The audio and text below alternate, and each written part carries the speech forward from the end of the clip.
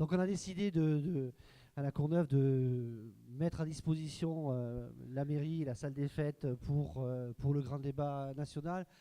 On ne voyait pas comment une ville qui est de façon structurelle fortement engagée dans la participation citoyenne à travers une multitude d'initiatives qu'on prend tout au long de l'année, on pourrait par choix, parce que c'est une initiative du gouvernement avec lequel nous sommes souvent en confrontation, faire le choix de ne pas, je dirais, permettre que ce débat puisse avoir lieu. Et donc, on accueille ce débat. On a, je ne sais pas comment dire, un médiateur, voilà, qui est désigné par la préfecture, à qui je laisserai l'animation de cette rencontre, avec la volonté que, bien évidemment, chacun puisse s'exprimer. Ce débat étant, je dirais, une réponse que le gouvernement a choisie par rapport à un formidable mouvement social qui a bousculé fortement notre pays. Un mouvement social qui, de mon point de vue, est assez légitime et repose sur un fort sentiment d'injustice.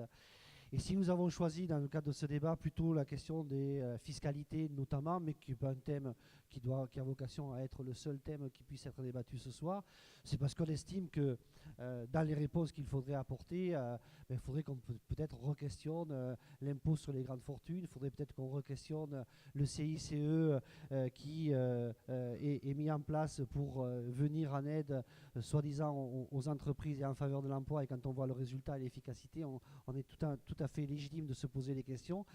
Et on se pose d'autant plus de questions que quand il s'agit de faire 20 milliards de cadeaux avec le CICE aux entreprises, aux grandes entreprises notamment, qui en profitent le plus, on ne nous parle pas de dette dans le pays. Ça ne pose pas de problème. Par contre, dès qu'on parle salaire, dès qu'on parle je dirais, politique de service public, là, on nous parle systématiquement de attention, il y a le danger de la dette. Et donc, voilà, ce débat-là doit aussi, de mon point de vue, poser avec force ces questions. Et pour ce qui nous concerne, au sein de la municipalité, on est, je dirais, fortement dans cette bataille-là, d'autant qu'on est en train de préparer le budget 2019 et que ce budget, si je prends la dotation générale de fonctionnement de la ville, elle est passée de 6,5 millions à 3,5 millions entre 2014 et 2019, sur ce qu'on nous promet 2019.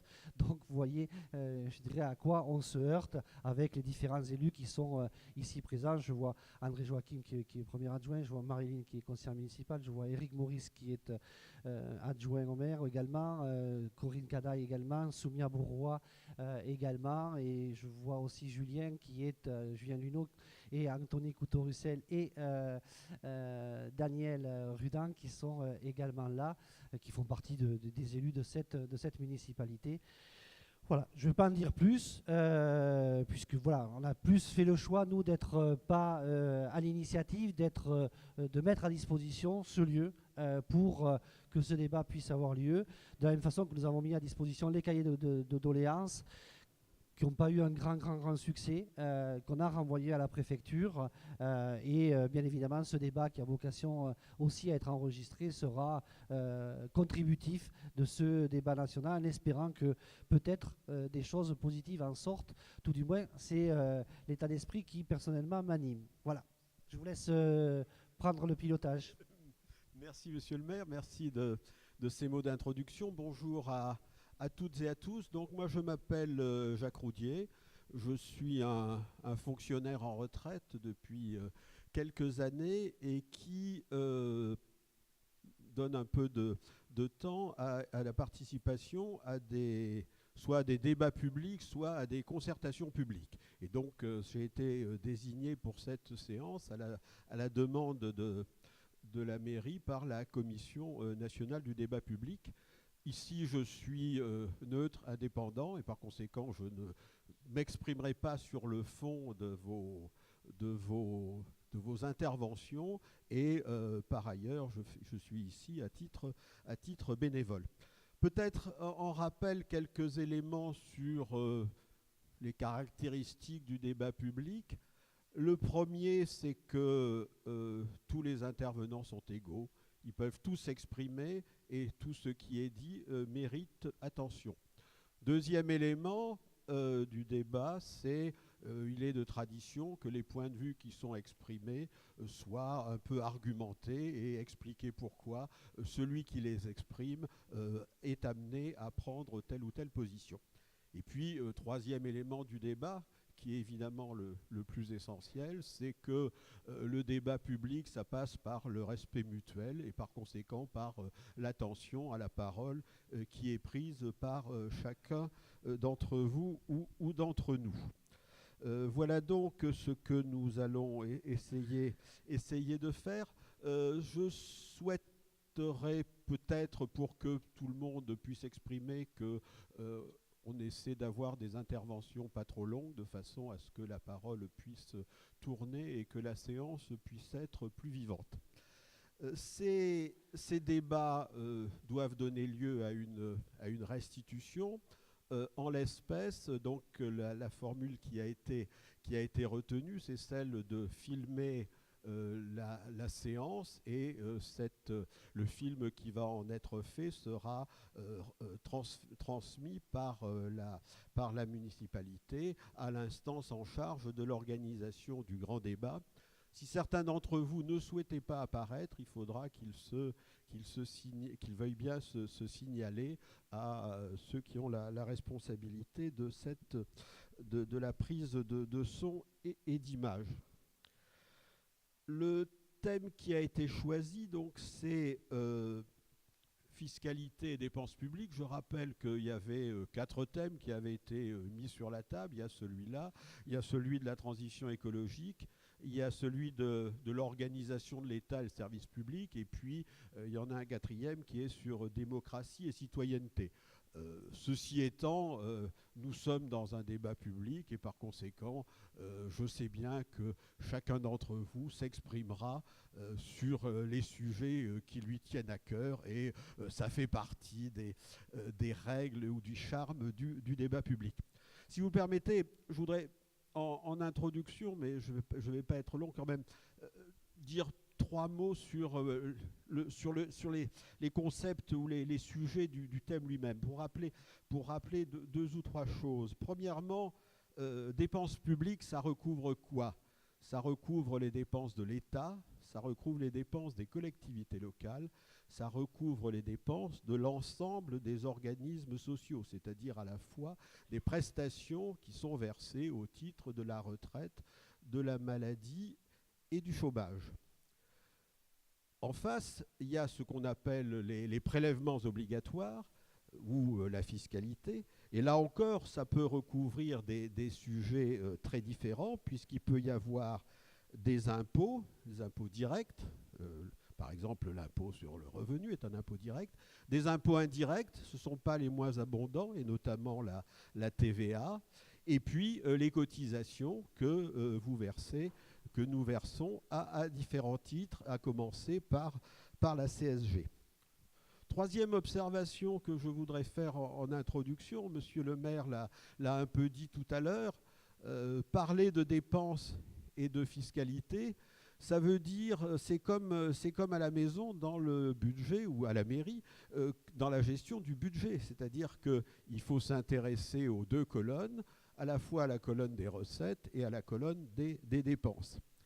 Et puis, quatrième point ou 4e question que l'on peut, me semble-t-il, aborder et que vous aborderez sûrement sur ces sujets-là, il peut y avoir un débat sur quel est le bon niveau de la dépense ou du prélèvement. Et puis, il y a un 2e débat qui est, une fois que l'on a fixé ou simultanément à la fixation de ce niveau, c'est comment on le répartit entre les différents intéressés. À la fois, comment est-ce qu'on répartit les prélèvements et aussi comment on répartit les versements. Il me semble que ces quelques éléments de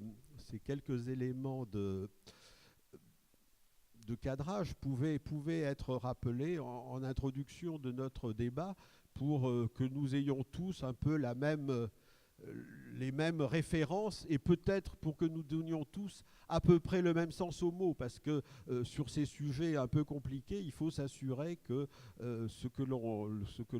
les mots que l'on emploie recouvrent bien pour chacun d'entre nous la même réalité et le même concept.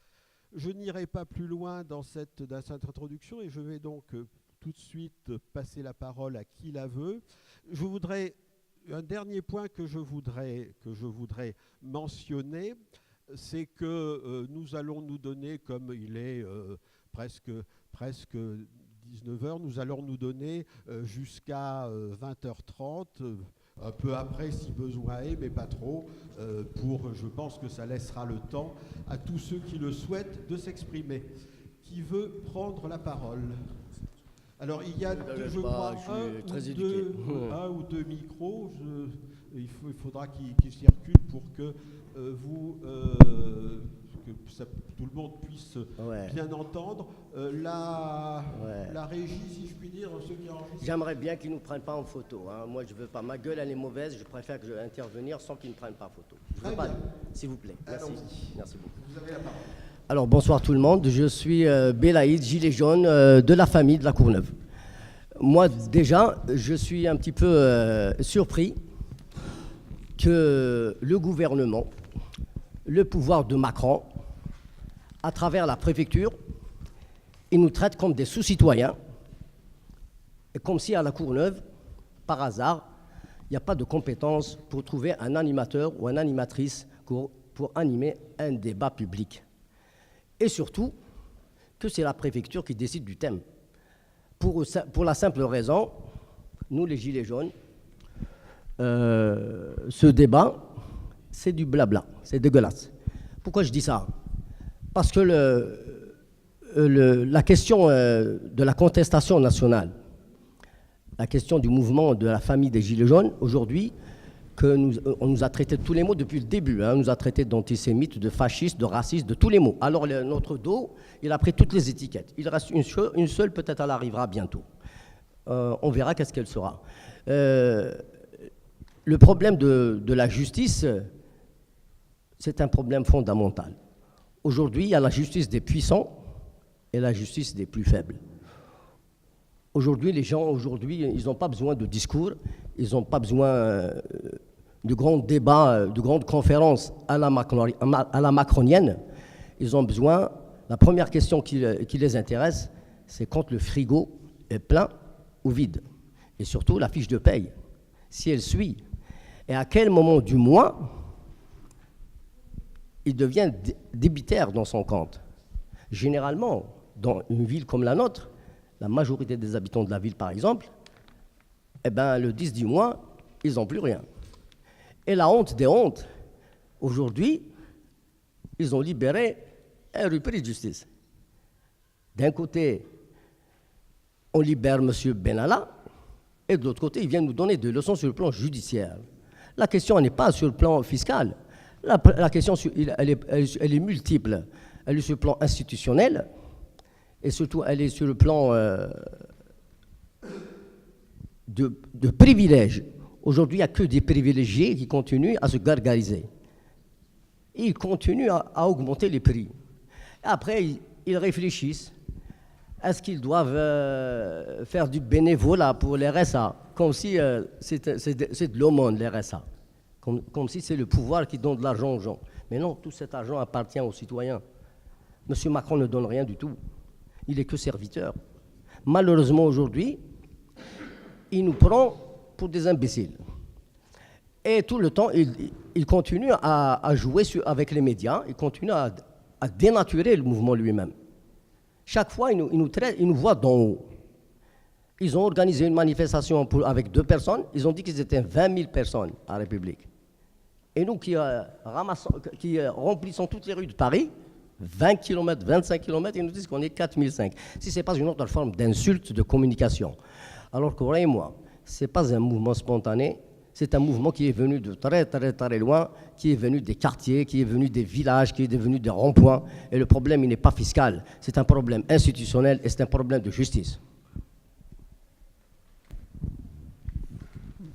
Juste une précision pour clarifier tout à fait le débat. Premièrement, je n'ai pas été nommé par la préfecture, mais par la Commission nationale du débat public, qui est une autorité administrative indépendante et qui avait été sollicitée par la mairie, par le maire. Et deuxièmement, le choix du thème n'a pas été non plus le fait de la préfecture, à ma connaissance. C'est l'organisateur de cette réunion, celui qui aussi devait indiquer parmi les 4 thèmes qui étaient proposés, celui qu'il avait retenu. Ceci étant, et comme il a été convenu, et vos propos initiaux en ont été l'illustration, nous sommes ici pour parler librement de tout. Y a-t-il d'autres demandes d'intervention? Monsieur, au fond, s'il vous plaît. On tournera. On fera le tour comme ça. Merci et on beaucoup. reviendra. On va passer la parole entre les tables. Moi, rapidement, il y a une chose qui m'a toujours choqué, c'est la dématérialisation de l'activité. On a eu le cas d'EDF, mais pas uniquement. Et je suis quand même choqué que des philosophes et des sociologues en arrivent à justifier cette dématérialisation de l'activité en niant le travail humain. Alors, je prendrai quelques exemples qui m'ont fait hurler de rire. Je pense à Bernard Stiegler, qui est à Maison Citoyenneté l'année dernière, qui a osé dire que mettre en place des algorithmes, ce n'est pas la robotisation de l'activité. Alors, je veux bien ce qu'on veut.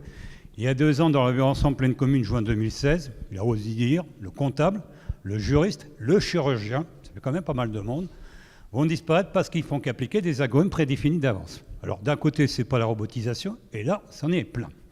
Autre propos, dans l'Humanité, en garde du Parti communiste français, juin 2011, Nicolas Frise, la confusion entre le corps de l'être et le corps d'activité est tout à fait légitime. On se confond avec son travail, on fait corps à son travail, on embrasse son travail, mais c'est pas dissoudre. Une chose et son contraire. J'ai entendu M. Corbière dénoncer chez Macron souvent ces doubles discours, double langage, une chose et son contraire pour ne pas assumer les choses. Moi, j'estime la raison, mais il faut aller jusqu'au bout. Pourquoi on ne dénonce pas toute cette perversion intellectuelle? Je prendrai un autre exemple, les normes ISO. Définition de l'organisation ISO 9000, je suis plié en deux, j'ai vu ça sur le site de l'Agence française de normalisation, qu'on ne peut pas avoir accès maintenant.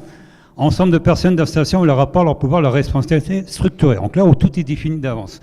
Allons-y gaiement. Pourquoi se gêner? Puis je terminerai une dernière phrase. J'ai même lu une définition de sociologie d'un philosophe Philippe Berneau en 2002. C'est pas très vieux, mais c'est pas non plus très récent. Dans un livre qui s'appelle La sociologie des organisations, où il a osé expliquer que la sociologie, la valorisation de l'esprit collectif en mettant l'accent sur ce qui soumet l'individu au groupe, agir en fonction de ses besoins propres est inacceptable car c'est agir en dehors de tout contexte social. En clair, bouger petit doigt qu'autour son porteur est un scandale en soi. J'ai écrit aux éditions du Seuil qui avait édité ce livre, à son intention. Il m'a répondu, j'étais un démagogue, que je manquais d'empathie, de compassion, je veux bien. Et tout ça pour me dire qu'ils ne prennent pas la dissolution de l'individu. Agir en fonction de ses besoins propres est inacceptable car s'agir en dehors de tout contexte social, c'est pas ni l'individu. Il faudrait vraiment qu'on m'explique. J'ai lu à propos de Macron, je termine, pendant la campagne électorale. Les gens ont besoin de stabilité, de souplesse et d'agilité. Alors comment on peut être agile si on n'est pas une stabilité, c'est-à-dire si on ne prend pas le temps au temps? À quand la disparition de l'individu? Je crois que c'est le gros problème qui se met en place actuellement. Il n'y a qu'à voir les banques virtuelles, c'est un autre exemple. Et pourquoi pas la monnaie virtuelle? Merci. Merci. D'autres interventions? Monsieur.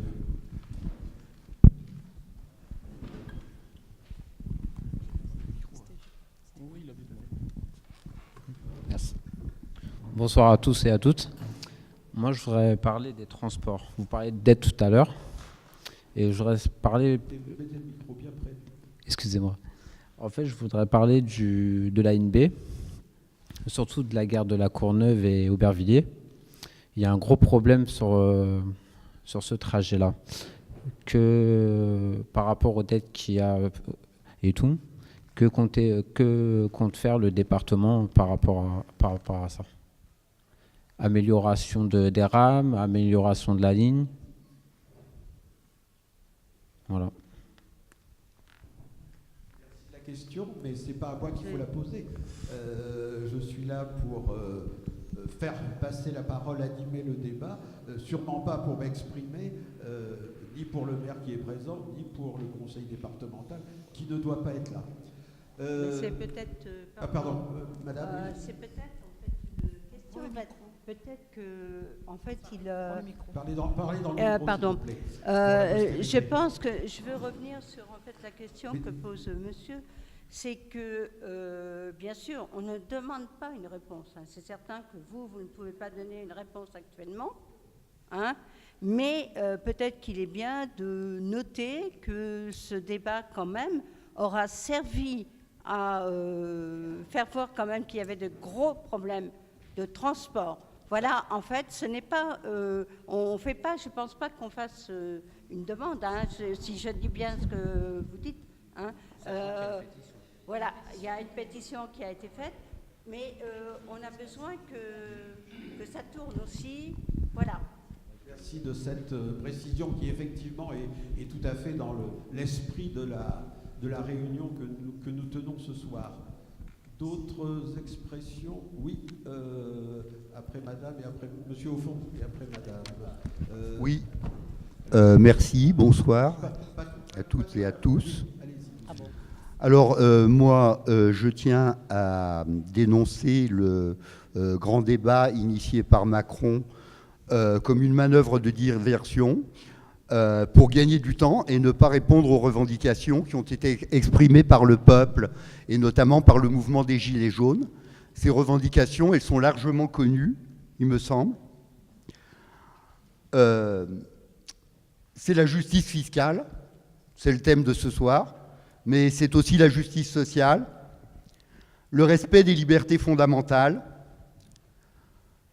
et une vraie démocratie qui permettrait aux citoyens de proposer des lois, d'amender des lois, de modifier la Constitution, d'approuver ou non des traités, et y compris de révoquer les dirigeants indignes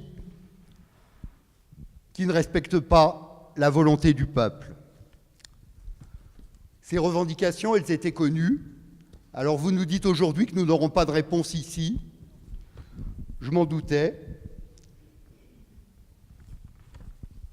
Pour revenir sur la justice fiscale, qui est le thème de ce soir, je pense que l'immense majorité d'entre nous est pour le rétablissement de l'ISF. Je pense qu'on pourrait faire voter à main levée qui, dans la salle, souhaite le rétablissement de l'ISF.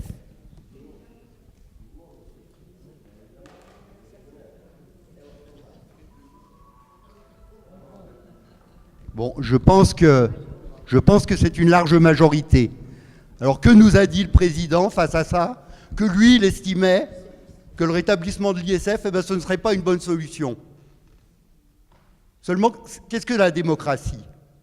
Est-ce que la démocratie, c'est de faire passer son point de vue personnel avant la volonté de la majorité? Je ne pense pas.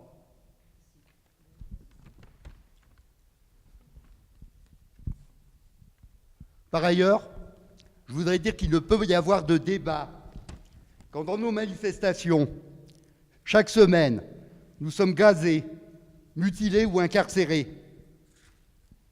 Il faut que ça cesse. L'ONU, le Conseil de l'Europe ont déjà demandé l'interdiction du LBD. Je propose aussi qu'on fasse voter ici une motion pour l'interdiction du LBD. Qui est pour l'interdiction des LBD?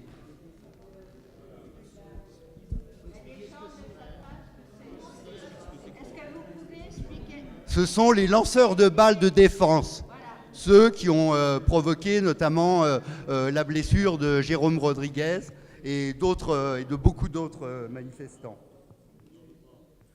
Alors je me dis, Dieu merci, le grand débat, c'est bientôt fini. Et il va maintenant falloir que Macron réponde, qu'il réponde ou qu'il dégage. Je vous remercie.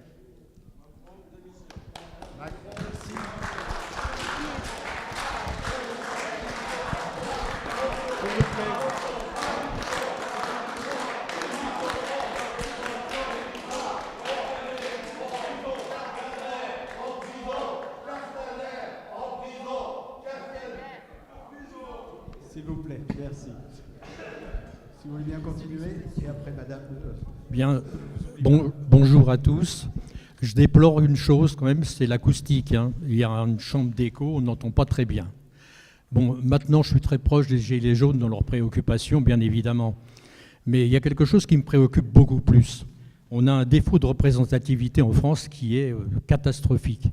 Et notamment, j'habite à Courneuve, une représentativité sur le plan communal. Je voudrais vous parler de la démocratie, puisque tout le monde sait ce que c'est que la démocratie. Tout le monde croit savoir ce que c'est que la démocratie. En fait, nous ne sommes pas en démocratie. Ici même, dans notre commune, la seule instant démocratique que j'ai, c'est quand je vais déposer mon bulletin dans l'urne, ça va durer 2 secondes. Et après, je serai l'otage du parti dominant qui, lui, va diriger complètement ou assujettir toute l'opposition. Et qui plus est, tous les Courneuviens ne pourront rien faire contre les personnes qui sont élues. Ça n'a rien à voir avec la démocratie. On a actuellement dans chaque commune, il est temps que les Gilets jaunes le comprennent aussi, on est dans un système autocratique. On ne peut pas réformer un maire, on ne peut pas le critiquer. J'essaie d'avoir des relations avec lui, ne serait-ce que sur un plan critique, parce que visiblement, il n'écoute que les gens qui lui donnent raison. Alors qu'on peut progresser sur les personnes qui critiquent. C'est là-dessus qu'on peut progresser. Mais il n'y a pas de moyens. Donc le maire, sans s'en rendre compte, crée des antagonismes dans la société, tels que les Gilets jaunes. Il y en a beaucoup d'autres. Il monte son opposition d'une manière progressive. Maintenant, un dernier point qui me semble aussi important, sur la gestion communale. Vous faites tous de la gestion ici, là. Quand vous voyez que vous menacez votre budget, vous faites attention de faire des économies. Cette règle qui s'applique aux familles ne s'applique pas dans la démocratie courneuvienne. Je vois que M. le maire fait semblant de ne pas écouter, il a tort encore. On se fera entendre d'une autre manière. Bon, chaque famille fait de la gestion, fait des économies. Le maire, il a eu au moins, il faut quand même lui accorder, il n'a pas relevé les impôts cette année. C'est la première fois, je crois que c'est à remarquer. Mais par contre, quand c'est facile la gestion communale, vous l'avez dit vous-même, quand on n'a pas le budget, eh bien on prélève des impôts. Mais il n'est jamais question de faire des économies. On voit les flottes de voitures qui sont derrière, les moyens colossaux qui sont employés par la mairie, ça ne sert à rien. C'est toujours des dépenses. Il n'y a pas d'économie. Alors un maire qui ne fait pas des économies, on n'appelle pas ça la gestion. Voilà, c'est tout ce que je voulais vous dire pour le moment. Oui, alors, moi je suis d'accord pour qu'on parle de fiscalité, parce que j'estime que quand on parle de fiscalité, on parle de à quoi servent les impôts. On devrait parler de à quoi servent les impôts. Et moi je mets ça en rapport avec le service public.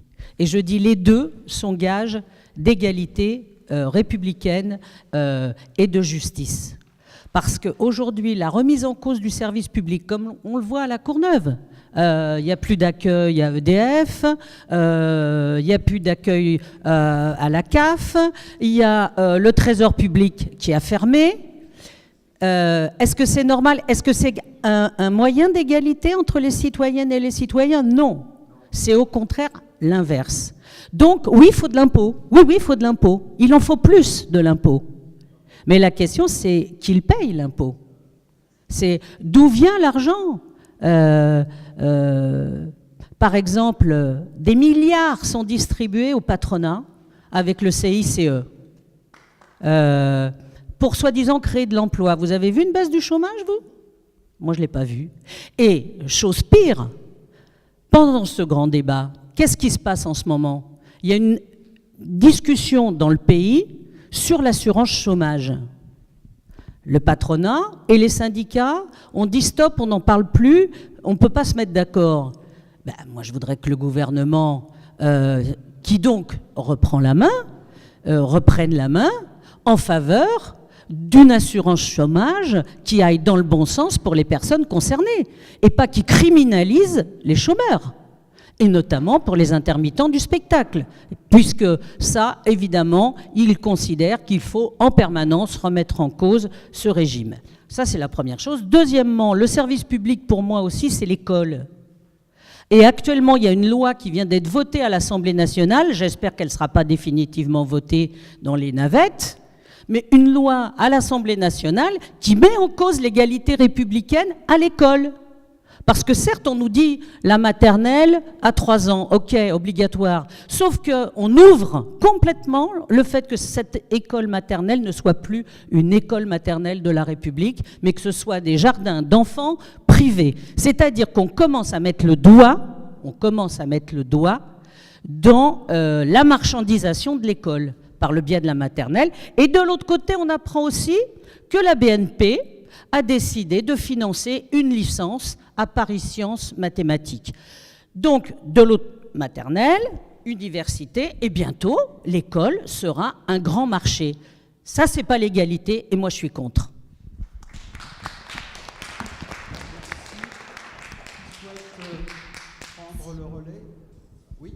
Par contre, je ne souhaite pas me filmer.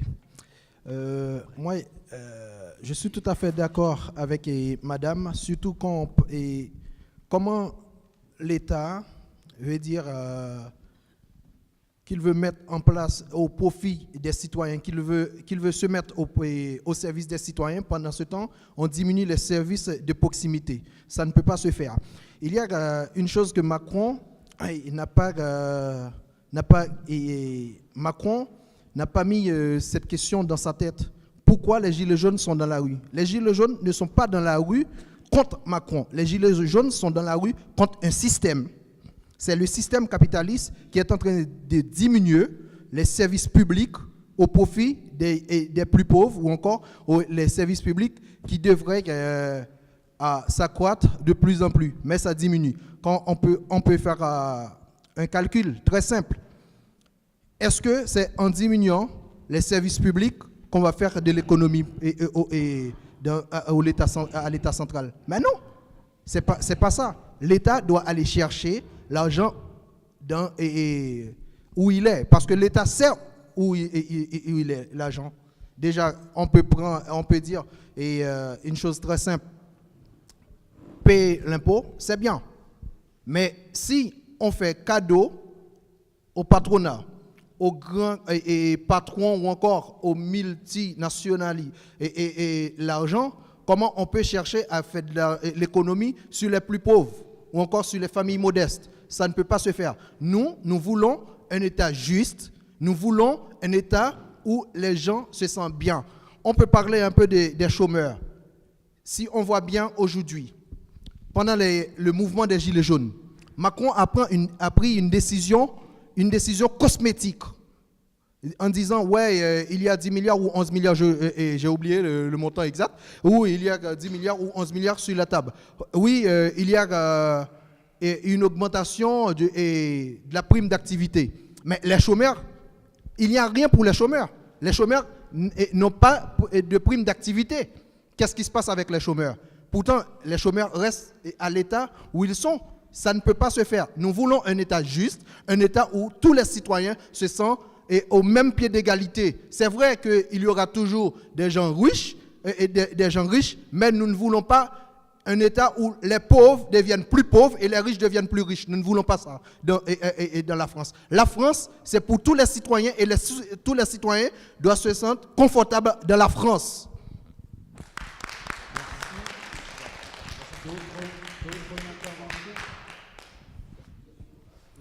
Oui, moi je voudrais faire 2 remarques. D'abord, la première chose que je voudrais dire, c'est que l'habit ne fait pas le moine. C'est pas parce qu'on porte un gilet jaune qu'on est gilet jaune. Parce que depuis un certain temps, voilà, on porte quelque chose, comme on porte un costume ou je ne sais quoi. Ici, il y a des gens qui sont dans la philosophie des gilets jaunes et qui ne le portent pas. Déjà, premièrement, voilà. Ça, je pense qu'il faut rétablir un peu les choses. La deuxième chose, moi j'ai fait plusieurs samedis en province et à Paris, et effectivement, il y a des gens qui ne le portent pas forcément, mais qui sont dans cette philosophie. Ça, c'est la première chose. La deuxième chose, c'est qu'il ne faut pas fustiger à la fois un grand débat demandé, organisé institutionnellement par le président de la République, d'un point de vue démocratique, c'est demandé, etc. Donc on ne peut pas y participer et le critiquer. Vous voyez ce que je veux dire? Donc voilà. Attendez, non mais non mais monsieur. Laissez. Ben oui, monsieur. Allez au bout, je vous redonnerai la parole si vous souhaitez la reprendre après. S'il vous plaît. S'il vous plaît. Vous avez le micro, vous pouvez continuer. Après, il y a un aspect national et un aspect local. Je reviens à ce qui a été dit là ici. Et sur la révocation des élus aussi, indignes, des élus indignes, vous l'avez dit. Tous mes collègues, moi je suis complètement solidaire, quelle que soit la couleur et la philosophie des élus. Les élus locaux, à 95% en France, sont bénévoles, mes amis. Donc, à un moment donné, c'est ce que je veux vous dire. Les élus se donnent vraiment, voilà, corps et âme. Quand vous faites des réunions, enfin, quand les élus travaillent, et voilà. Donc, ce que je voulais dire, c'est ça. J'avais pas prévu d'intervenir ce soir. Mais par contre, il faut un respect des élus locaux. Non, mais attendez. Mais, monsieur, je ne vous parle pas à vous. Monsieur, je ne vous parle pas à vous, mais comme il s'est agi ici, c'est vous qui avez interpellé, vous avez dit oui, démocratie locale, autocratie, etc. Je ne suis pas d'accord parce que, voilà, les élus ici sont dignes, ne sont pas indignes. Voilà, c'est ce que je voulais dire. Voilà, et les élus sont dignes. Voilà.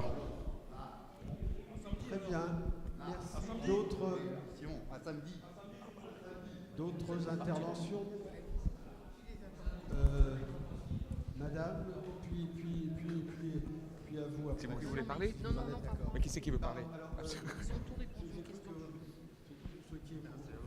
Bonsoir, je voulais deux choses. Moi, je pense que notre peuple et la Seine-Saint-Denis aussi, et peut-être encore plus, tous les derniers rapports le disent, souffrent d'inégalités. Et ce que réclame, je crois, grandement, il faudrait être sourd pour ne pas l'avoir entendu, c'est plus d'égalité dans ce pays. Et c'est quand même un des mots de la devise de la France, liberté, égalité, fraternité.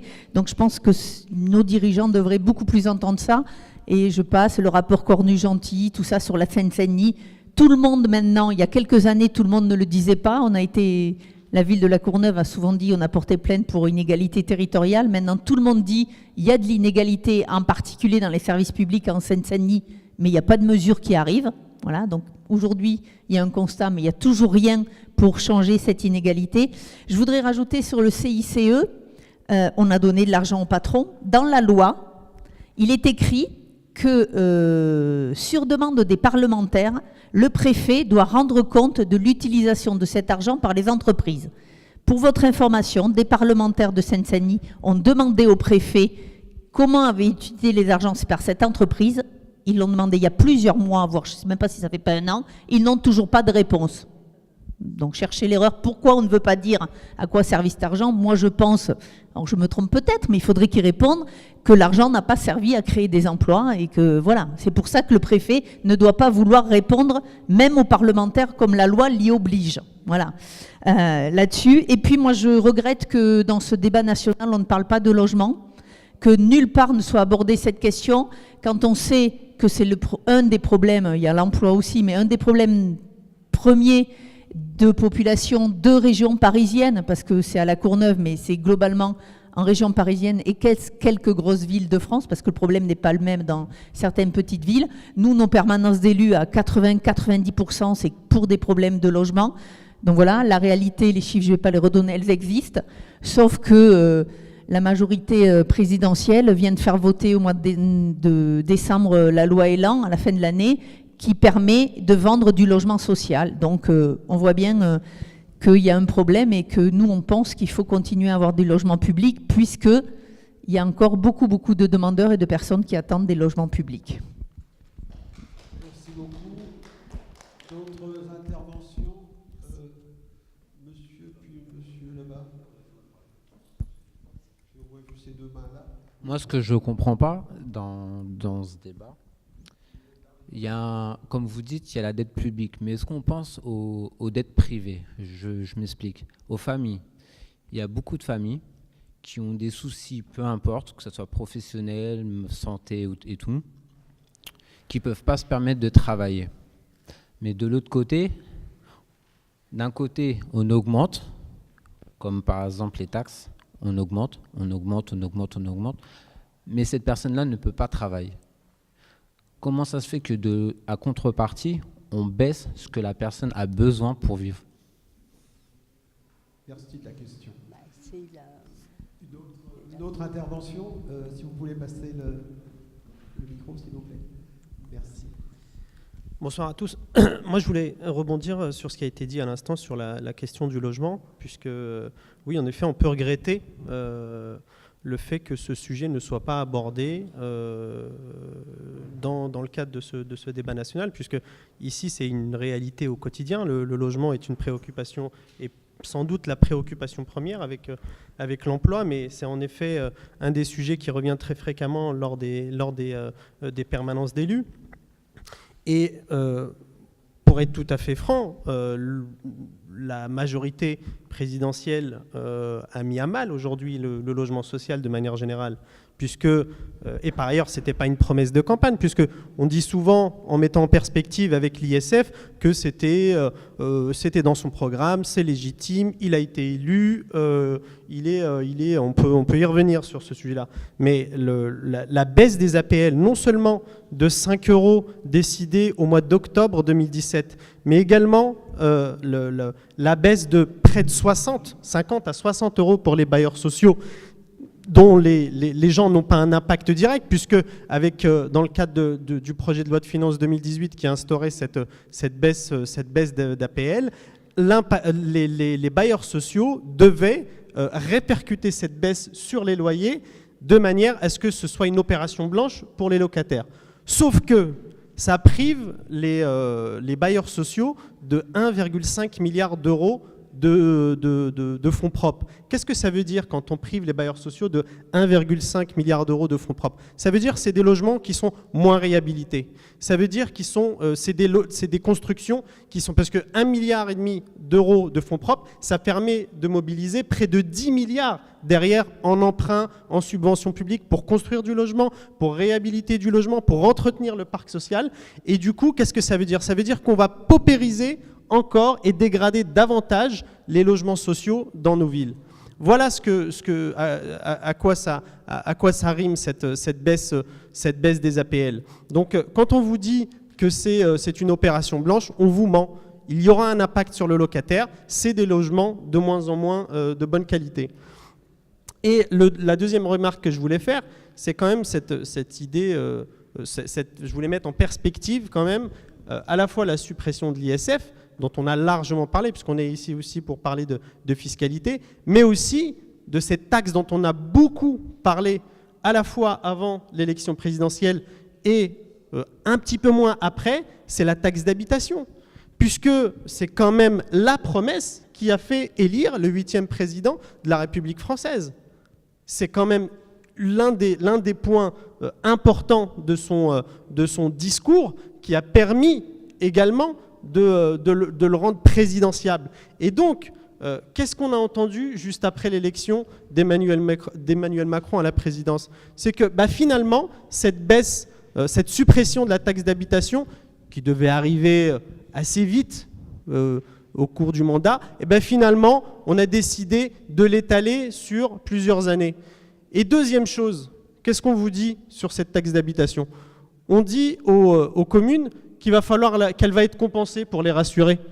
Mais elle va être compensée comment? Aujourd'hui, on n'a pas forcément la réponse encore sur la manière dont ça va être compensé, parce que ça va impacter les finances de la commune, et on ne le sait pas. Aujourd'hui, par contre, ce qu'on sait, c'est que les dépenses pour justement répondre à l'impact de la suppression de l'ISF, elles ont déjà été décidées. J'évoquais à l'instant la baisse de 1,5 milliard d'euros sur les APL, mais il y a d'autres dépenses également qui ont subi des coupes. Et donc du coup, on voit bien là que le mouvement des Gilets jaunes, qui, même si aujourd'hui on voit bien que c'est en train de changer un petit peu, mais je rappelle quand même, c'est 85% des Français qui se sont exprimés sur les revendications des Gilets jaunes pour dire qu'ils trouvaient ça, ils étaient d'accord avec ces revendications. 85% des Français ne sont pas d'extrême gauche ou d'extrême droite. Donc ça veut dire qu'il y a quand même une large majorité dans ce pays qui dit « ça suffit, il y a des inégalités, elles sont flagrantes, il faut qu'on y mette un terme ». Et la fiscalité, c'est un élément parmi tant d'autres pour mettre fin à ces inégalités. Il faut qu'il y ait une meilleure redistribution, il faut qu'il y ait un meilleur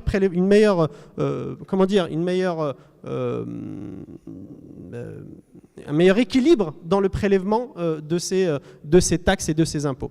Je vous remercie. Merci beaucoup. D'autres interventions? Oui, monsieur. Oui, toujours au chapitre de la démocratie locale. D'après la Constitution, les citoyens disposent de tous les pouvoirs. Or, nous sommes dans un système représentatif et que ce soit le président de la République ou le maire sur un plan local, il ne faut pas qu'il oublie qu'ils sont nos serviteurs, ils sont au service des Courneuviens. Et curieusement, entre deux élections, le serviteur, qui est le maire des citoyens, dispose de tous les pouvoirs et les citoyens n'ont plus aucun pouvoir. C'est-à-dire dans une période de 5 ans, ils n'ont aucun moyen d'agir sur le destin de leur commune, sur les options qui sont à prendre. Ils sont laissés pour compte. Résultat, il y a des mécontentements comme le gilet jaune, mais il y en a encore plein d'autres qui se montent actuellement. La particratie, prenez-en conscience, elle est morte. Ce qu'il faut maintenant, c'est une démocratie où le pouvoir revient aux citoyens. Et si le maire était un peu inspiré, il serait un promoteur à la Courneuve, c'est de dire... Je donne aux citoyens un pouvoir exécutif et je travaille en collaboration avec eux. Au moins, là, il ferait œuvre d'exemple. Et je crois que s'il ne le ferait pas volontairement, eh bien, les gens le forceront à le faire. Voilà mon opinion. D'autres interventions?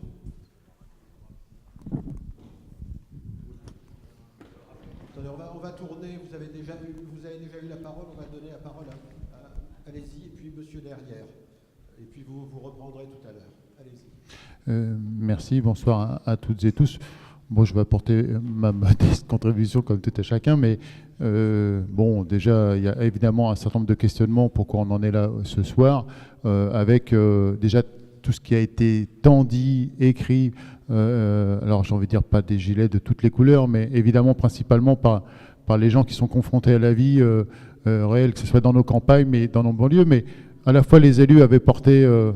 en son temps, chacun à son niveau, un certain nombre d'expressions fortes, notamment rurales, mais aussi dans ce qu'on appelle les banlieues, pas toujours dans le bon sens. Et je dis, ça met en cause pour moi la politique qui est menée par ce gouvernement, qui a fait des choix politiques, qui est de dire le service public, soit on va le marchandiser parce que ça va aider, ça va aider, ça va donner le ruissellement. Je ne sais pas si tout le monde se rappelle, et moi ça m'avait choqué de viser, on supprime l'ISF parce que les plus riches auront tellement d'argent que ça va redistribuer, ça va irriguer toute la société. Donc c'est un modèle de société moi qui me choque parce que ça n'existe pas. D'ailleurs, c'est pour ça que la structure française, telle qu'a été construite avec des riches et des pauvres et des moins riches, fait qu'il y avait cette volonté d'équité, d'équilibre. Et ce pouvoir, Macron, et il faut qu'il change, il a mis justement à plat toute cette démarche-là. Et avec, je prendrai quelques éléments très significatifs. Sur les questions de transport, moi je suis complètement d'accord. Comment aujourd'hui on peut mettre 2 milliards d'investissement sur le Grand Paris Express qui est destiné à être une ligne privatisée. Donc là encore, pour la marchandisation, ce ne sera plus le service public tel qu'on entend qu'ils vont le traiter. J'étais il y a quelques jours à Mitry-Mory avec les maires des élus qui étaient présents, alors que notre besoin, c'est d'améliorer les conditions de transport, RERB, des autres lignes, etc. Et là, ça sera pour 17 000, pas privilégiés, des touristes ou je ne sais pas, qui vont venir directement de Charles de Gaulle pour aller à Gare de l'Est, alors que les plus de 900 000, presque 1 million de voyageurs qui sont sur les autres lignes vont être confrontés à des dures réalités. C'est que quand il y aura des problèmes sur le Charles de Gaulle Express, eh ben, ils vont pénaliser nécessairement les lignes des autres réseaux de transport. Donc ça pose des questions de fond, de choix qui est fait par le gouvernement. Moi, je le mesure à l'aune des politiques qui sont menées, tout comme je le traduis dans ma modeste délégation, qui est encore sur les questions sportives, où on a un gouvernement qui vise à développer les pratiques sportives, mais dans le même temps, qui limite les moyens aux associations pour pouvoir réaliser leur activité, qui baisse le nombre d'éducateurs sportifs parce qu'ils aident moins les associations avec les emplois aidés, et ça a été très factuel puisqu'ils les ont supprimés. Et donc voilà, il y a un message qui est de communication, avec une destination très ouverte, et en réalité, ce que je constate moi, c'est que les moyens pour aider les associations, pour aider les collectivités comme les nôtres, où on fait beaucoup, on a rénové nos équipements, etc., eh ben là, je dirais l'État, le pouvoir public, non seulement il baisse les moyens, mais en plus, il a le souhait, et c'est qu'un souhait, à ce qu'on ait des micro-entrepreneurs du sport qui s'engagent, là encore, dans une marchandisation. Donc ça, c'est une vraie politique. Ils ont cette réflexion, et que non seulement je conteste, mais je suis assez rassuré parce que je ne suis pas le seul, parce que quand je vois l'État dans le pays dans lequel on est, c'est que ces choix-là, ils sont contestés, et à travers l'argent, c'est aussi comment on vise une société, et je suis assez d'accord avec l'idée que la justice à la fois fiscale, elle est aussi sociale. Hein, et dans notre ville, eh ben, on est confronté à des villes qui sont très très riches, sont plus qu'aidées, que notre ville qui est évidemment avec des revenus beaucoup plus pauvres, et ben, en proportion au nombre d'habitants à la moins d'aide publique.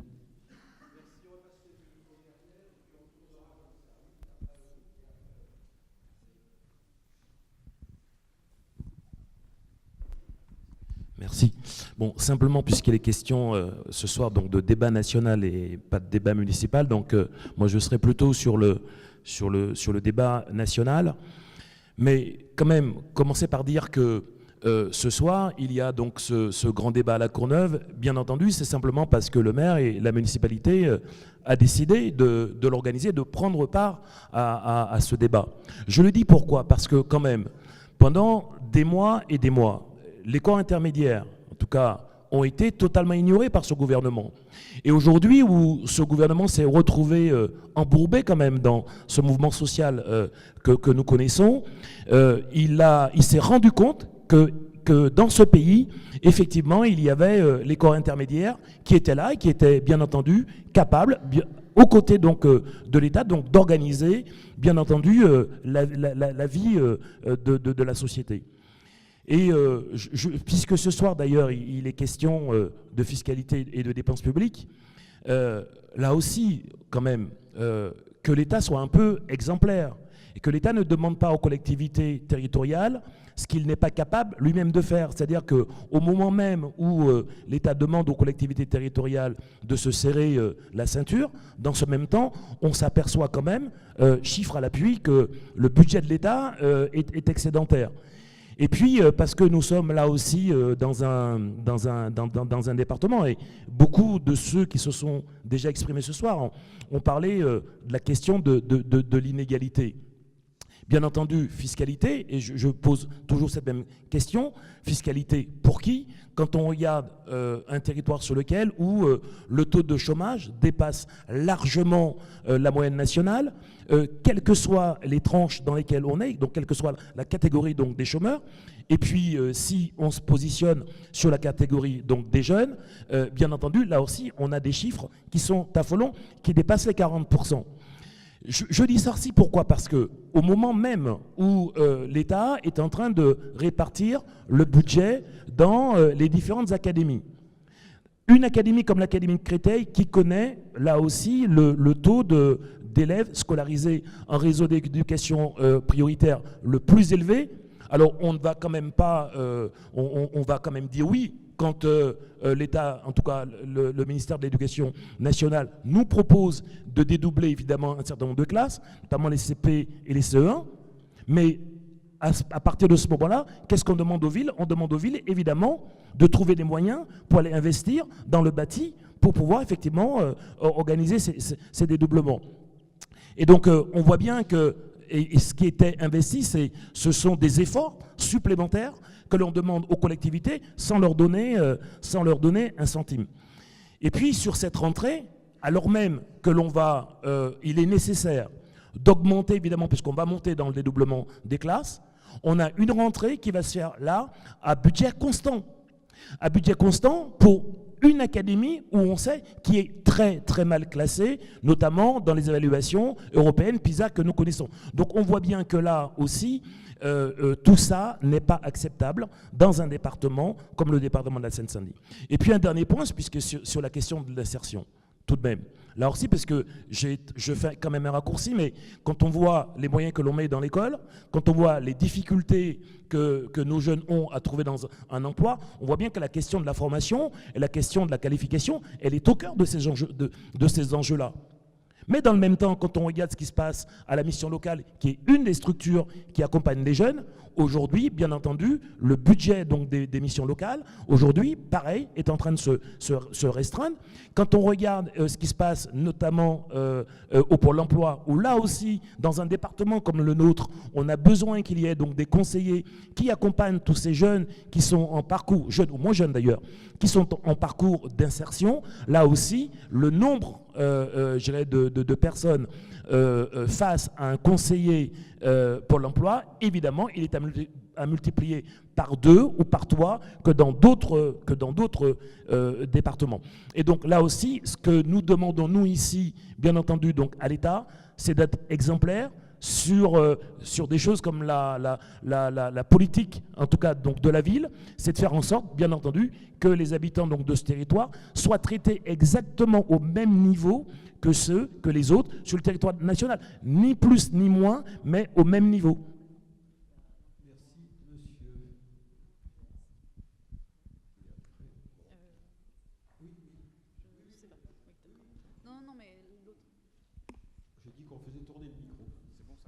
Bonsoir mesdames, bonsoir messieurs. Voilà, je vais revenir sur un point dont je ne suis pas d'accord. Tout à l'heure, on a parlé de la commune, de faire des économies. Je ne suis pas d'accord. Déjà, il faut savoir que déjà les autres communes devraient prendre exemple sur la Courneuve, parce que la Courneuve est très bien gérée. Il faut savoir que nous avons de moins en moins de subventions sur la commune, et monsieur le maire a maintenu les départs en classe de neige. Alors allez trouver une commune que les enfants partent en classe de neige, vu le très peu de subventions que nous avons. Ensuite, il faut savoir que nous avons eu un nouveau marché tout neuf. Nous avons une brasserie de luxe. Ce n'est pas parce qu'on est cournevien qu'on n'aurait pas droit à comme les Parisiens. Je tenais à le dire aussi. Et je pense, une dernière chose, qu'à monsieur le maire, on devrait remettre une médaille, parce qu'il la mérite. Il gère la Courneuve comme sa propre famille. Merci à tous. Bonne soirée.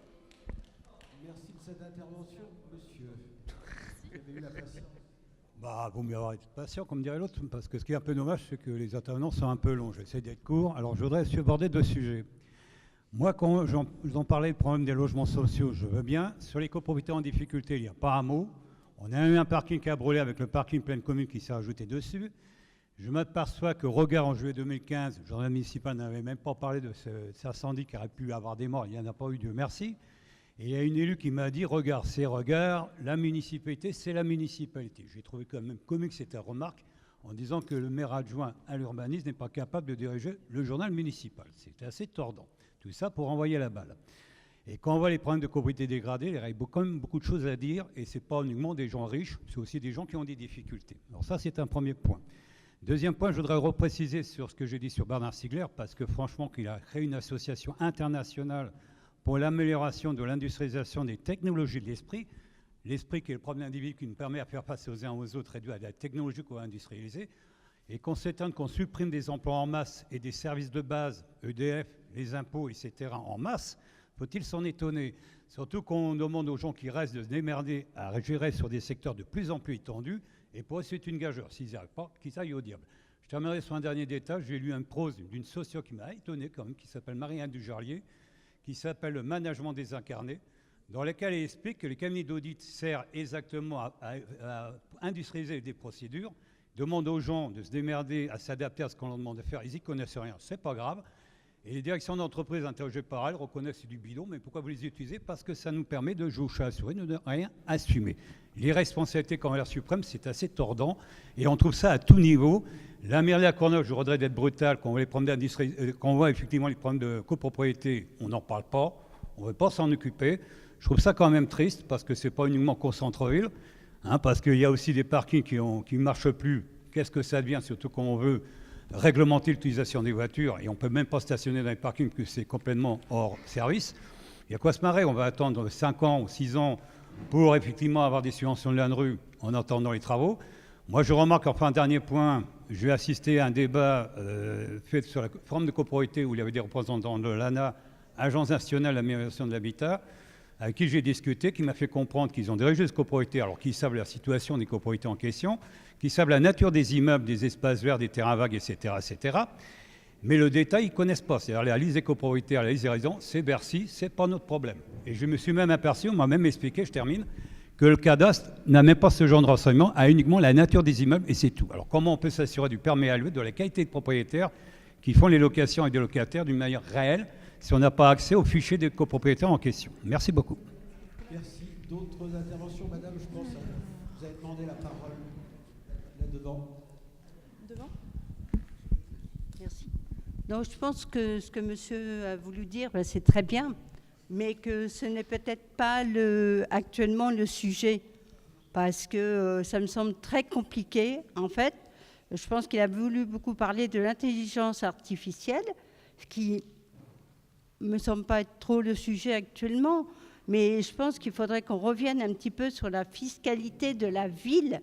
Moi, en fait, c'est ce qui m'intéresse aujourd'hui, où on en est de notre fiscalité, par rapport à ce que nous donne Macron, par rapport après qu'on dise qu'on n'est pas en démocratie, qu'on n'est pas, ça c'est tout ce qu'on entend dire et ce qui est vrai aussi. Mais est-ce que c'est le sujet maintenant? Pour nous, ce qui nous intéresse, c'est la fiscalité. C'est ce que la retraite, ce que nous qui sommes retraités, ce qu'on vit actuellement, en fait, de par rapport de la CSG. Alors moi non, je ne suis pas dans un grand CSG parce que moi je suis en dessous. Donc de toute façon, je ne suis pas impactée. Mais il y a peut-être des personnes qui sont impactées par ça. Il faut que je pense que ce débat doit prendre en compte ces personnes. Ou alors, je me trompe de débat, peut-être. Je ne sais pas. Je demande qu'on me donne un petit peu des indications parce que voilà, je ne savais même pas que ça allait être sur la fiscalité. Et ce n'est pas grave, on prend en vol ce qui vient. Et là, pour moi, on n'en a pas beaucoup parlé. Et j'aimerais bien qu'il ne nous reste peut-être pas beaucoup de temps et qu'on aborde vraiment le niveau de la fiscalité. Alors, très bien aussi au niveau des foyers, qu'au niveau de la municipalité aussi. Parce que c'est important. Ça nous impacte aussi dans notre vie de foyer. Que si monsieur le maire met une taxe pour telle ou telle raison, il met pour telle ou telle raison, forcément, ça va nous impacter. S'il baisse quelque chose, ça va aussi nous impacter. Donc, je pense que, c'est de ça que j'ai envie que l'on parle. Voilà. Merci de cette intervention qui rappelle effectivement le thème qui avait été choisi. Y a-t-il d'autres interventions, des commentaires? Madame à gauche, s'il vous plaît. Jean-Paul. Pardon, excusez-moi. Vous voyez, il y avait des demandes de parole là, je ne les ai pas vues. Non, à droite, à gauche. Merci Jean-Paul. Par rapport à l'animation, oui. Oui, merci. Je voulais rebondir sur la question de l'école. Moi, personnellement, je n'ai jamais compris pourquoi... Alors, on parle de moyens, effectivement, supplémentaires. Il y a des mesures qui ne nécessitent pas forcément des grands moyens et qui peuvent peut-être quand même retourner un peu la situation. Donc, en proposition, j'ai essayé de consigner quelque part. J'ai raté les cahiers de doléances, apparemment. Voilà, je ne pensais pas que le délai était aussi court. Mais bon, je vais aller sur d'autres sites Internet, ça doit exister. La question là, de dédoubler les classes en ZEP, il me semble qu'on ne demande pas forcément des mesures dérogatoires. Dans les villes, effectivement, comme à la Courneuve, où on est effectivement dans une population qui nécessite effectivement un peu plus de moyens, déjà, la première chose, c'est envoyer déjà les meilleurs profs.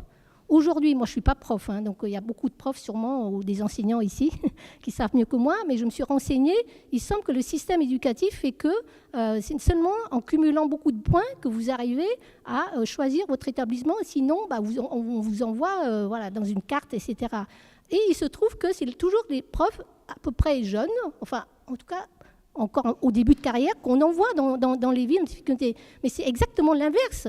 Il nous faut les meilleurs profs, ceux qui sont les plus expérimentés, et ça ne demande pas beaucoup plus de moyens que simplement un choix stratégique de dire que là où il y a besoin, sans dédoubler les classes, sans avoir besoin de construire du bâti supplémentaire qui nous coûte de l'argent, qu'on envoie déjà les meilleurs profs, ceux qui sont les plus en capacité parce qu'ils ont beaucoup d'expérience. Et ça, déjà, j'arrive même pas à comprendre qu'aujourd'hui, cette proposition, pour l'instant, je ne l'ai pas encore vue. Donc, je vais l'écrire. Deuxièmement, dans le système de soins, c'est exactement pareil. Dans les hôpitaux,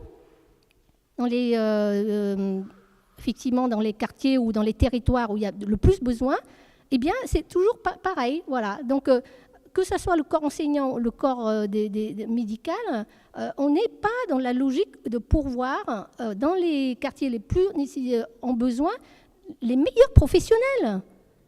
Donc voilà, c'était tout simple, mais j'avais vraiment envie de sortir avec une solution, une proposition en tout cas, parce qu'effectivement, on est tous ici pour essayer de faire avancer le Schmilblick. Hein. Si on était content, on ne serait pas là. Donc voilà, si on pouvait sortir quelques propositions simples, qui ne demandent pas forcément encore des moyens, parce que là, on connaît la chanson, hein, voilà, mais en tout cas, peut-être déjà faire des choses sans forcément mettre encore d'autres moyens. Merci de cette intervention. Pour répondre à ce que vous avez dit sur les lieux d'expression, en fait, hein, effectivement, les cahiers de doléances devaient être rendus ou ont été rendus en préfecture. Il y a un site du Grand Débat National, vous faites Grand Débat National et Google, de toute publicité gratuite, vous le trouvera. Et dans ce grand débat, il y a plusieurs endroits où vous pouvez vous exprimer. Il y en a un où vous pouvez mettre des contributions libres. Et il y a par ailleurs, sur chacune des thématiques que j'ai rappelées, en fait, dont la fiscalité et les dépenses publiques, il y a des questionnaires sur lesquels on peut répondre et sur lesquels vous pouvez donner votre opinion sur un certain nombre de questions qui ont été mise en place par les organisateurs du débat public. Et ceci est à la disposition de tous ceux qui accèdent à Internet, jusqu'au 15 mars. Voilà ce que je pouvais dire sur ce point. D'autres interventions Oui, monsieur. Il n'y en a pas d'autres. Je voudrais pas monopoliser le débat, mais je voudrais intervenir sur un plan qui me semble important.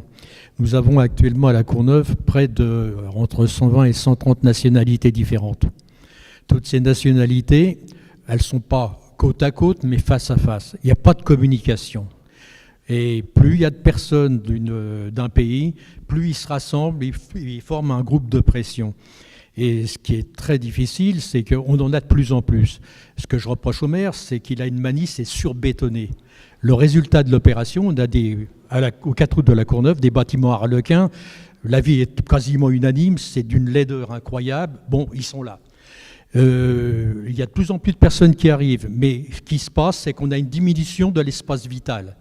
Et plus on concentre des personnes dans un lieu, dans une ville, et plus les conflits se manifestent. Et ça, c'est vraiment très, très gênant. Maintenant, pour savoir ce qu'on pense de la Courneuve, c'est pas dans une réunion comme ça ici, où il y a une forte représentation d'élus d'ailleurs. Il faut aller sur les forums. Alors là, c'est catastrophique. La ville, le forum, ville sale, à fuir d'urgence. Et à fuir d'urgence, eh bien, c'est ce qui se passe. J'aimerais bien poser la question au maire, qu'est-ce qu'il a fait pour retenir les anciens Courneuviens qui ont fondé la Courneuve de leur boulot? C'est eux qui ont créé cette ville. Et la plupart partent parce qu'ils disent c'est plus vivable, on n'arrive plus à s'insérer. Deuxièmement, ça c'est une suggestion positive cette fois-ci. Le maire dépense beaucoup de choses dans ses publications. On a un bourrage de boîtes aux lettres, c'est tout, presque tous les 2 jours, on a des informations sur la mairie, ce que fait la mairie. On ne dit pas ça, les gens sont d'accord là-dessus, c'est ignoble. Maintenant, ce que vous pourriez faire, au lieu de dépenser à faire de la pub, il serait quand même utile, puisqu'on a une communauté de 130 nationalités, eh ben, c'est de faire un livret, on vous l'a suggéré, mais vous vous en foutez, faire un petit livret du bien vivre ensemble, cette fois-ci, en disant... Voilà les lois. Il est interdit de pisser contre les murs, de déféquer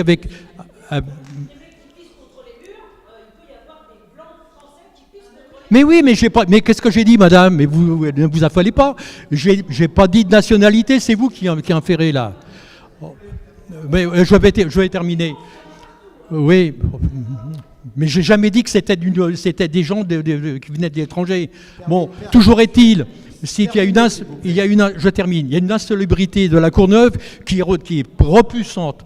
Et le maire emploie pas mal d'engins pour nettoyer. Mais derrière, les gens recrachent par terre, pissent par terre, et même une femme qui faisait déféquer son enfant derrière une voiture.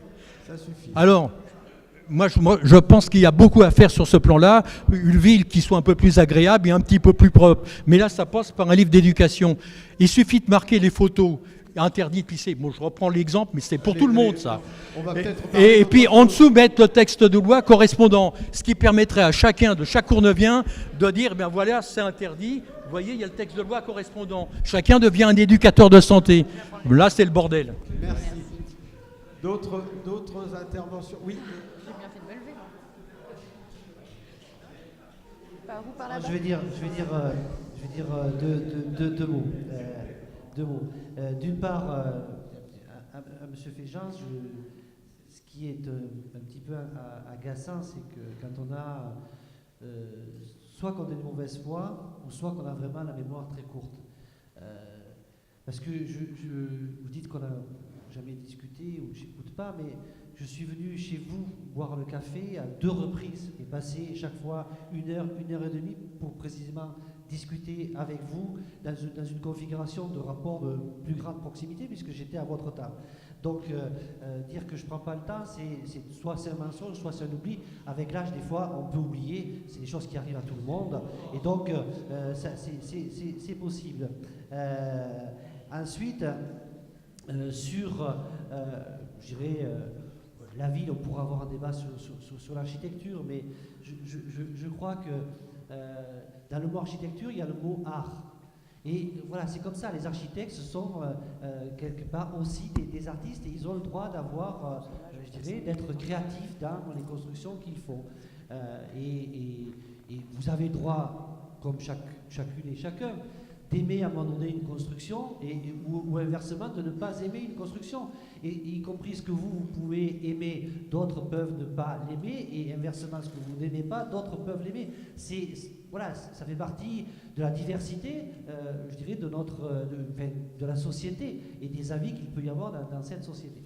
Ensuite, on n'est pas encore à 130 nationalités, on est à 102 nationalités sur la ville de la Courneuve, ce qui est déjà beaucoup, et précisément tout le travail qu'on essaye de faire, quand on travaille notamment le concept de ville-monde, quand on essaye d'avoir, y compris de la communication, sans être dispendieuse, qui soit en plusieurs langues, c'est précisément pour construire du vivre ensemble, c'est ce à quoi on essaye d'œuvrer, et globalement on y arrive, je trouve, pas trop mal au regard des difficultés. Après, pour revenir au débat national, je crois qu'il y a, y compris par rapport à la fiscalité ou tous les débats qu'on a eus, je crois qu'il y a une revendication, moi, forte, qui est particulièrement intéressante, c'est celle du référendum d'initiative citoyenne.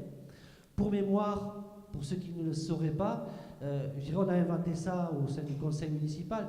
Vous l'avez d'ailleurs à l'époque voté puisque vous étiez au conseiller municipal vous-même. Nous avons fait dans le règlement intérieur une proposition, c'est qu'avec 500 signatures de Courneviens, ils peuvent venir déposer une proposition qui sera obligatoirement débattu par le conseil municipal et adopté, pas adopté, après ça c'est le débat qui décidera, mais je dirais le droit d'initiative quelque part citoyenne est précisément reconnu, y compris dans le règlement intérieur du conseil municipal, puisque avec 500 signatures de Courneviens, ils peuvent venir et demander à ce qu'une question qui rassemblera ces 500 personnes soit débattue et soit tranchée dans le cadre du conseil municipal. Et je pense que ce qui nécessite régénérer effectivement la démocratie, c'est qu'on soit tous, et y compris au plan national, capables de mieux intégrer ces questions-là, cette capacité à un moment donné de ne pas considérer précisément le jour où on est élu, de considérer qu'on fait ce qu'on veut pendant les 4, 5 ans, 6 ans, suivant les types de mandats auxquels on a été élu, mais qu'on doit en permanence pouvoir, je dirais, restructurer, re-questionner les politiques qu'on met en œuvre. Et de ce point de vue-là, moi, je pense qu'il y a voilà, une proposition qui émane dans le débat populaire, celle d'aller vers une 6e République qui permette précisément de bouger les lignes sur la citoyenneté, la démocratie et la possibilité d'écouter davantage les citoyens. Pour revenir sur fiscalité, moi, je l'ai dit tout à l'heure, je pense qu'il y a l'ISF qu'il faudrait régénérer. Et juste pour vous donner un ordre d'idée, ce à quoi sont confrontés les villes. Moi, la semaine dernière, le directeur de l'académie est venu me voir, il a demandé un rendez-vous, donc je l'ai rencontré la semaine dernière, en fin de soirée.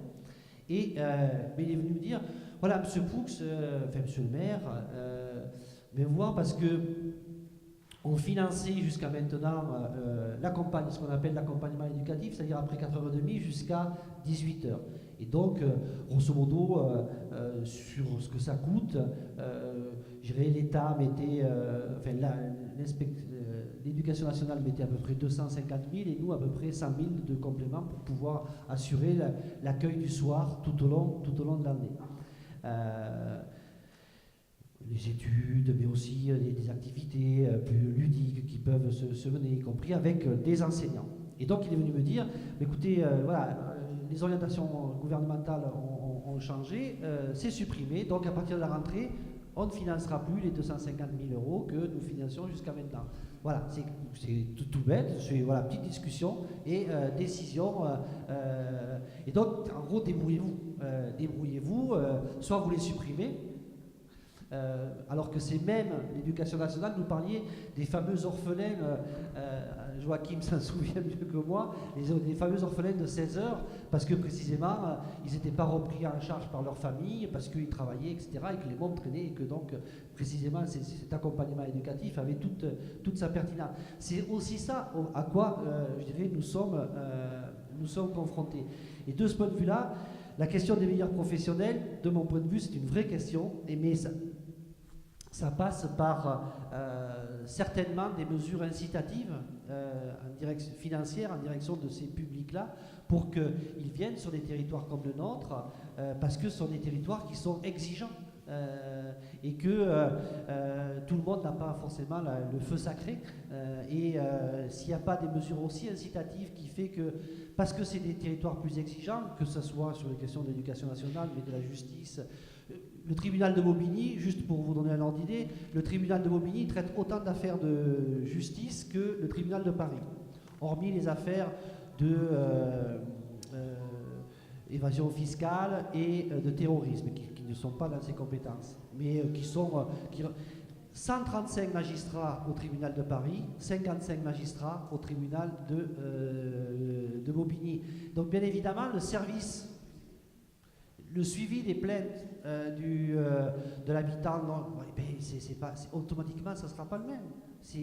On ne peut pas faire la même chose avec 2 fois moins et demi de juges, de magistrats qu'avec le même nombre d'affaires à traiter. Et donc, ça pose quand même la question des moyens dont dispose le service public. Et donc, dans cette question fiscalité, oui, il faudra qu'on soit capable de réinterroger la fiscalité, notamment celle inefficace en direction des aides qui sont dispensées de façon assez égalitaire. Total au Carrefour ont touché des aides alors que ce sont des entreprises qui font des bénéfices colossaux. Ils n'en ont pas besoin. Objectivement, ils n'en ont pas besoin.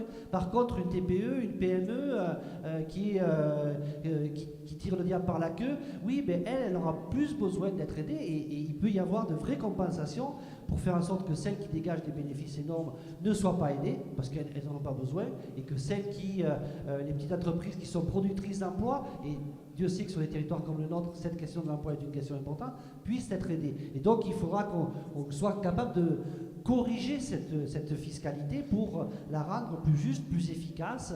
Et je crois que c'est un des objectifs que nous devons pouvoir continuer à travailler tous ensemble.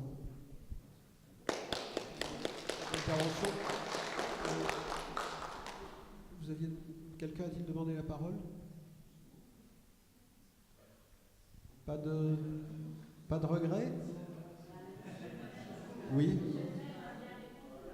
Je vais donner le micro. Monsieur le maire a conclu. Et oui, c'est sa Vous pouvez fonction. prendre le micro?